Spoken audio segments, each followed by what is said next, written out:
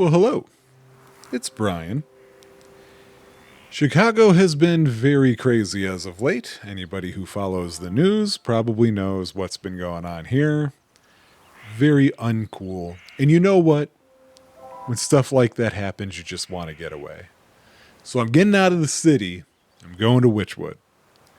This is a game that I played a small amount of. Maybe an hour's worth. And I stopped because I said, I think Rob would really enjoy this game. Let's do some Dishin It with Rob on it.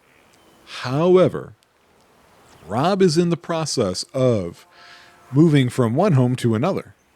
And you guys know how that goes. Everybody here has moved at least once, I'm sure. It's busy. That's a lot of work to get done. You got to take care of your old place and, make it right. And you've got to set up the new place to feel like home. And everything in between still has to happen. So this is me attempting to just try to keep us in a good spot so that we are providing you with the stuff we do going forward. And I look forward to that period being done and Rob being able to do the whole thing. For you guys, I don't know, it might not really feel like it because of the way that we scattershot kind of record our shows. For me, it's going to be like a month. We're just saying this month we're not recording, just so you don't have to worry about it. That month happens to be November 2025. It works out anyway because, Thanksgiving happens that month. Just take it easy. So anyway, this is Wytchwood. Let me show you this game, and then shortly it'll be all of us seeing the game because I stopped myself so early last time. This is the swamp, you guys remember. Once upon a time, there lived an odd little witch in an odd little house. She spent most of her days tending to her odd little garden and resting in her odd little chair. On this day, however, it was quite odd. Her sleep is interrupted by an odd little noise. Sound of a goat. I'm not making the sound. Who's there? So, this is me. This is the Witch of the Wytchwood. That's the goat. This is my home. I love the art of this game. I think it's amazing. Let's talk to this goat. You devil, how dare you wake a young lady from her beauty sleep? Blah is what we got. Shoo, shoo, get out of my house, you mindless beast. You're making a mess. With a swift kick in the rump, you boot the goat through the front door. When did this place get so cluttered? I could have sworn I swept the hearth just yesterday. First things first, my old grimoire must be around here somewhere. I first learned the word grimoire from Vagrant Story, one of the very late releases for the PlayStation 1. Now I feel like I see it all the time.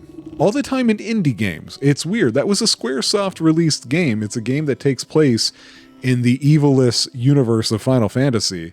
And yet ever since then, I feel like grimoire is just mentioned by really interesting developers of an indie level. Like, I don't know the last time EA or Activision put out a game that used the word grimoire. Aha, here it is. It's lighter than I recall. It occurs to me that now people are going to find tons of examples from EA and Activision and just flood me with them. I'm not saying don't do it, I deserve it. So, this is my grimoire. My grimoire contains all of my craftable recipes. I can open it at any time by pressing the Y button, the triangle, and here it is. So, over here are spells, and here are the reagents to do those spells. These all have closed eye icons because I don't know what they are. And I will get them over time. I have one spell, Amending Poultice. It's a speckled herbal paste that heals aches and pains. And it heals depleted hearts. I do remember that 3-word sentence because it's perfectly accurate, but I hated it. It should just say heals hearts, and gamers will instantly know what that is. Most of you know what it means here too. Heals depleted hearts means that any hearts of your health bar that have been depleted, those are what gets healed. So to make them, there's 2 grassy leafy things and 1 mushroom thing. So here's something that I really love about this. So that first thing, the grassy thing, is a forest herb, and you find it in the forest. I love that they're just like, oh, this is the section you get it in. You don't get those hag shrooms in a forest, though. You got to get them in a swamp. And every time I say the word swamp, I think of, I can't remember, Amos Moses. Anybody who wants to have a fun time, listen to a song called Amos Moses. You're welcome. And for those of you who hate it, you're welcome. So I have a tool belt with no batarangs. And I have ingredients, but right now my ingredients are 2 twigs, a small stick still retaining a bit of flexibility. Here's the map of my home. I think it's funny that they have a map of your home. That icon means this is where I'm standing because that's where I picked up my grimoire. And here's our quest guide. Of course, we're doing the tutorial stuff still. All my recipes are missing. That damnable creature has chewed up all the pages of my book. This is why my recipes go into the iCloud document stuff, pages and numbers, because then it's in a bunch of different places at once and you don't have this issue. Think about that, witch. Where's my belt? I'll need it to carry my things if I'm to go confront the beast. I must have left it in that trunk over there. Talking about this one. So what do we get? We get a braided belt, a simple rope waistband. It keeps items handy. But we can also grab the imp eye nuts. Its thorny husk has stimulating properties, whether ground and consumed or simply stepped on. A reedy twine, not like those unreedy twines. They're tough plant fibers, with the E before the S but after the R, roughly braided into a thin rope. And a seeker vine, even in the least likely of places, this tenacious ivy always finds a way. Oof. No, I think the term now is, my poor back. How long was I napping for? A good dose of medicine ought to soothe these aching bones before I head outside. At least I still have the recipe for my mending poultice. Yep, so they're saying we can come in here and look at the ingredients we've got. But also, mostly they just want you to know what you need to get. Because those things weren't in there. But they're in here, glowing. There's some forest herb. Some herb. There's a hag shroom. Let's get an extra one because we can. More herbs. All right. So that was 2 and 2. I needed 1 and 2. So I should be able to make this. And I can. Now I'm going to hold craft. It makes a cool sound if I remember right. That's the remix. All right. And now, as you can see, it shows up right here in my utility belt at the bottom. Where are my hearts, though? Do they not show it until I heal? I guess so. So let me go ahead and use it. There they are. There's my hearts. D-pad to move left and right. Okay. Well then, it's time to go outside. To the outside! Oh, right. I forgot you have to hold it for those, too. I didn't play this it's been like a year since I played this before. You step outside into a humid marsh, which is your overgrown yard, and immediately stub your toe on a twisted root. Ouch! Close your eyes for a wink, and the next thing you know, the whole yard's gone to weeds. Somewhere in the distance, you can hear braying through the dense bramble. It's bramble braying, the worst kind. Where'd that cross-eyed Billy get to? He could at least put those gnashers to good use on this lawn. And you can open the map to get a better look. That's not the map button. That's the map button. To get a look at the surroundings, at least what we've seen of it. Which is this. So I know where the goat is, but I'm going to just keep an eye out for any ingredients we can get right now. Oh, look! I can't do it! I need shears.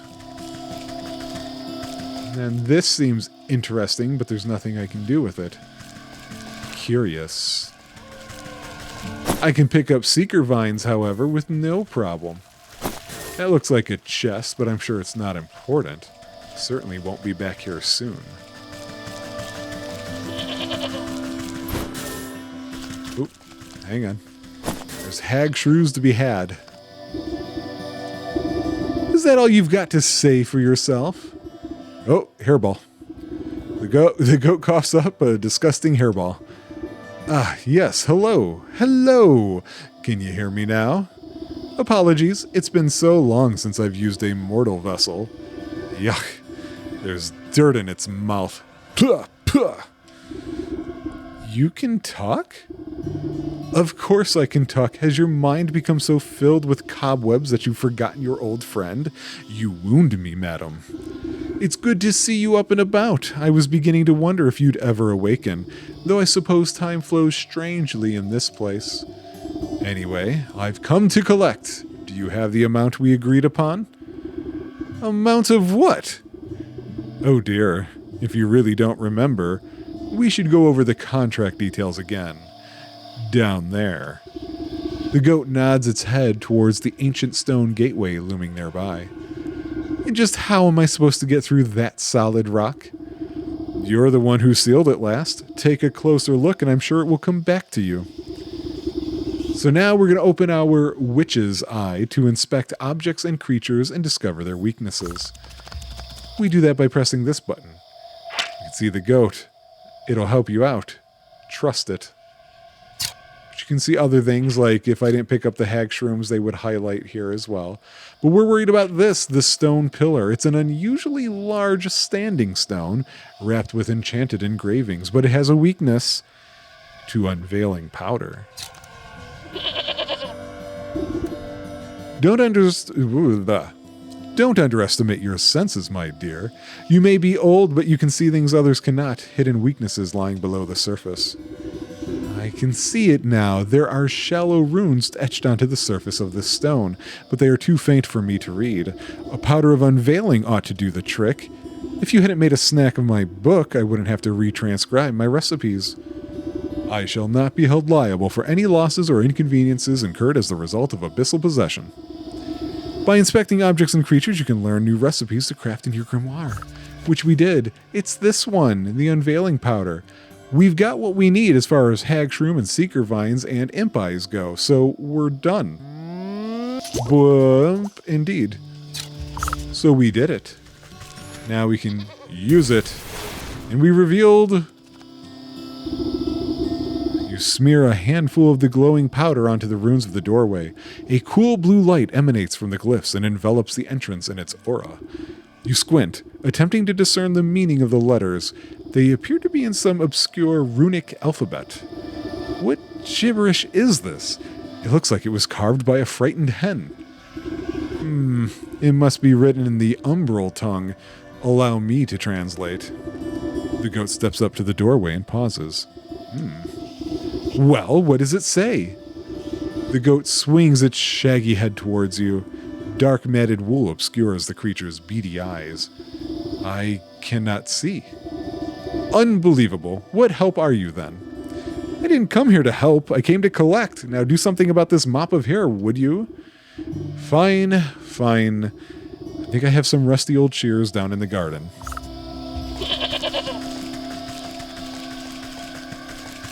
So we run over here, we grab them. Simple steel snips to cut through a surprising variety of things. And some more reedy twine. It's almost like it's hinting you can now grab some reedy twine. Aha! You are now the bane of all plant... Oh, I forgot it does that. Sometimes it will go to auto-collect the next thing over there. But I think it happens kind of spottily. I remember it threw me off last time, too.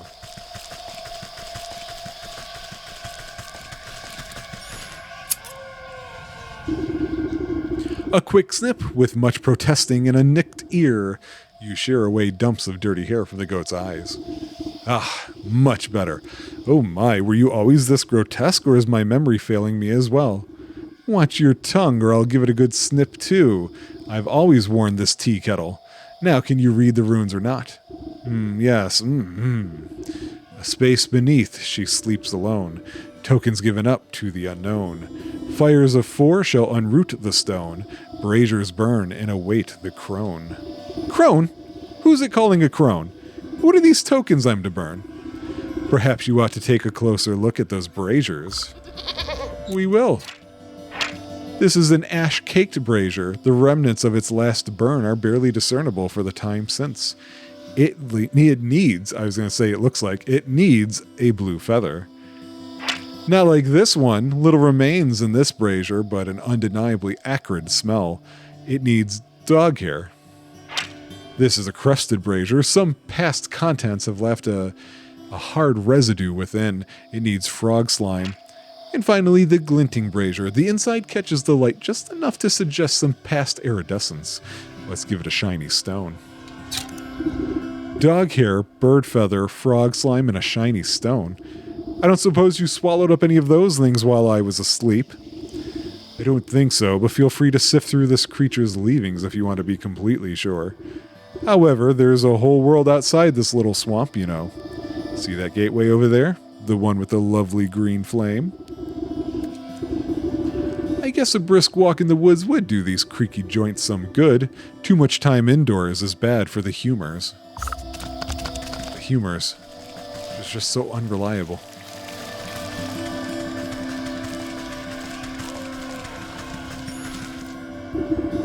Thick tangled vines have overgrown the ruined entrance. Something sharper than your fingernails will be needed to get through. I forgot. I should have also done that. Okay. Whoops. Snipping and tearing, your shears make short work of the bramble. And so now we can go into the darkness. Do I want to, or should I save that for the next episode?